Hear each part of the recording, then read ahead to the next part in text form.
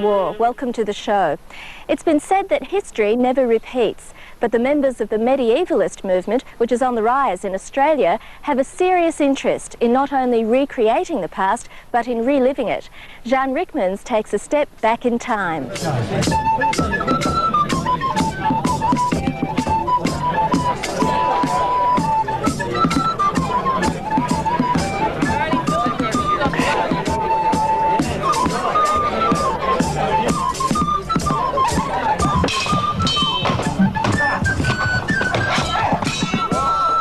The typical medievalist is a person who's always had an interest in history and recreating history, and has sort of come across others who have the same passion. They come from all different walks of life, but really the one bond that they have between them is their love of history. Amazing, this is a scene straight out of Monty Python's The Holy Grail. It's actually the 8th Australasian Medieval Conference in Redland Bay, just outside of Brisbane. Some 300 medievalists have gathered here for several intense days of workshops, making merry, and of course, battling.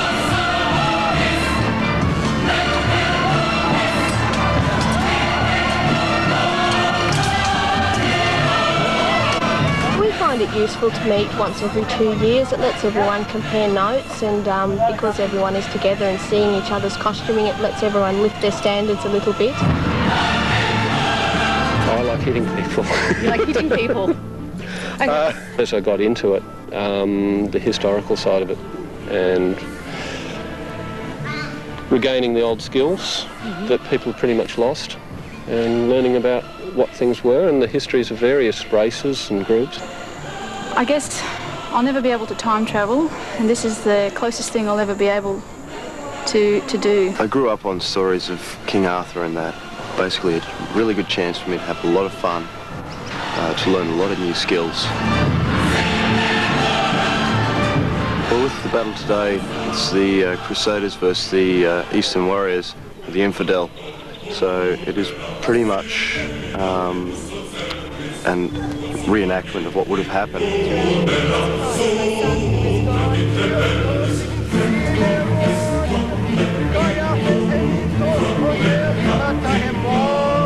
This is my sword, real sword, tempered steel. It's blunt, it's got about 2 mil edge, but it'll still take the head clean off the shoulders.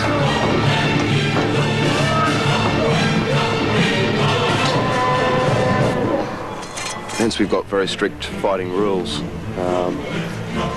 No horizontal shots above here. It's very easy to slip and go into here.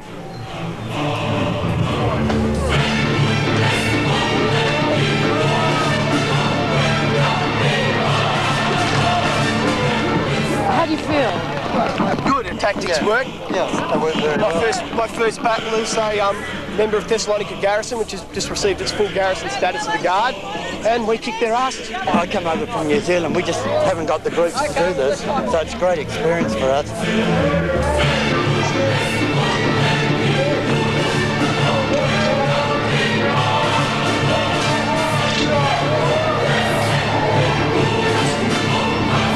It's pretty rare to see women doing battle, isn't it?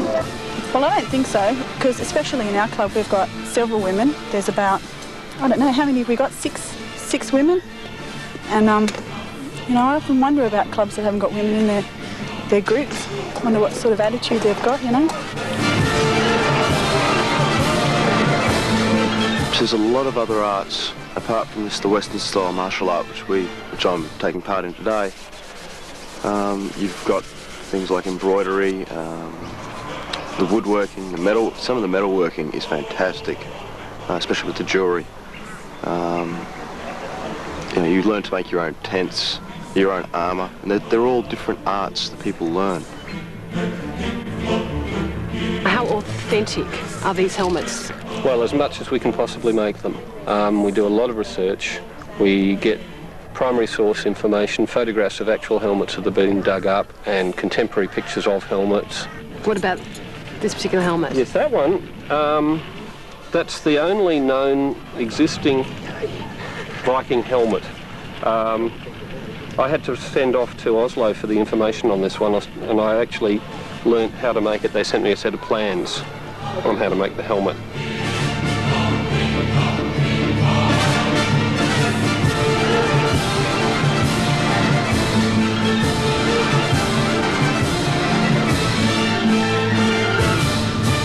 Llewellyn, where do you hail from?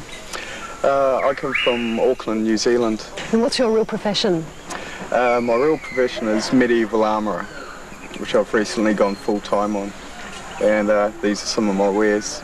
These are generally the late period. We have a late Roman cavalry of the type worn by the original King Arthur's troops. We have here a cheaper version of the Norman conical helm from William the Conqueror's era, and quite widely used, and a Roman centurion's helmet from the Trojan Dacian Wars. I make my helmets out of 1.6 steel, which is generally minimum requirement for most medieval groups, and it's very hard to punch a hole on these things. In heavy combat conditions, these helmets can quite outlast the wearer. Why did you decide to become a full-time helmet maker? To be quite honest, there's a toss-up between fashion designing and making armour. There's less competition in the armour. So that was the main reason.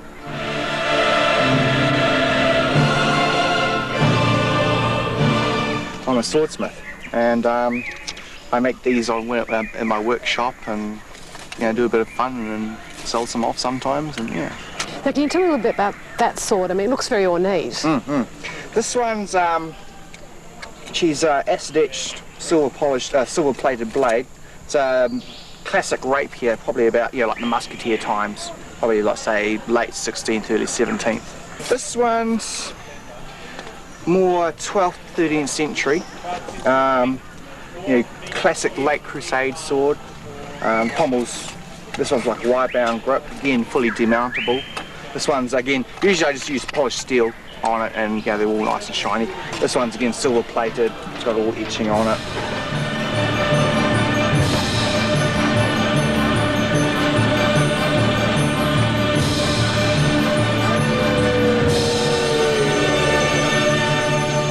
Are all these costumes handmade? I make them all by hand. Some of the seams are sewn by machine, but we don't allow any machine stitching to be on the outside, so any outside embroidery or seams, hems and stuff are all stitched by hand.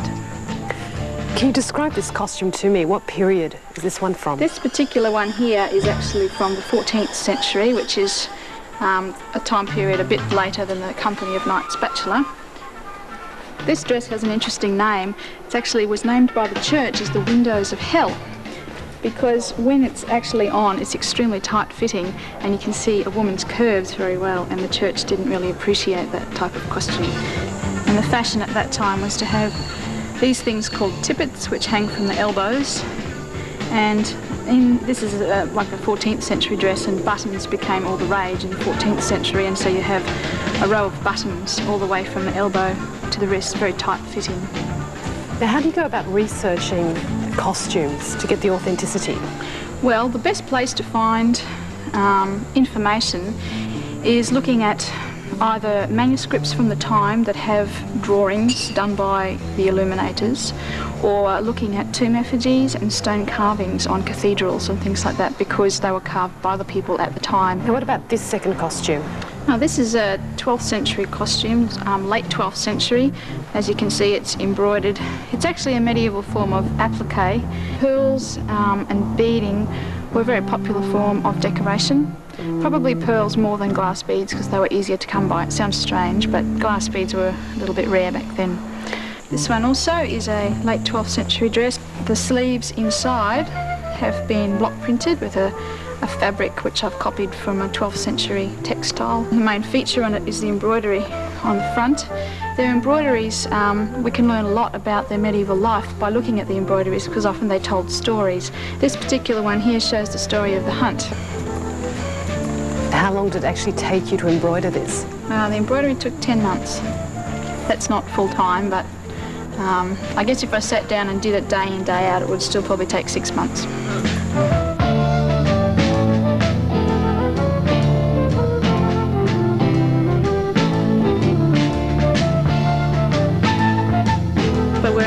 birds, by eating their food, by reading about them, I feel such a strong tie with my ancestors and people of the past, and I feel that we can learn so much from them.